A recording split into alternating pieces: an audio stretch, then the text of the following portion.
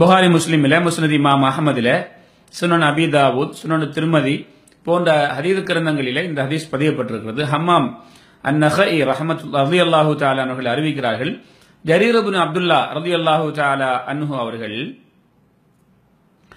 ஒரு முறை சிறுநீர் கழித்தார்கள். பிறகு வுது செய்தார்கள். பிறகு தன்னுடைய காலுறை மீது மசுகு செய்தார்கள். அவர்களிடத்திலே அங்கிருந்தவர்கள் கேட்டார்கள், நீங்க சிறுநீர் கழித்துட்டீங்க, அதுக்கு பிறகு காலில் மசுகு செய்றீங்களே, மற்ற உறுப்புகள்லாம் கழுவிட்டு காலை கழுவாம மசுகு செய்றீங்களே, உங்களோட உதவு முடிஞ்சிட்டு இல்லையா, திரும்ப நீங்க காலுறை மீது மசுகு செய்துட்டு உங்களோட உதவு முடிக்கிறீங்களே என்று கேட்டபோது அதற்கு ஜரீர் ரலியல்லாஹு தஆலா அவர்கள் சொன்னார்கள், ஆம் அவ்வாறுதான், எனக்கு உது முறிந்தது, நான் காலுறை மீது மசுகு செய்தேன் தான், அது உண்மைதான். ஏன் செய்தேன் தெரியுமா? ராய்து ரசூலுல்லாஹி ஸல்லல்லாஹு அலைஹி வஸல்லம் பால ثم توضأ ومسح على خفيه.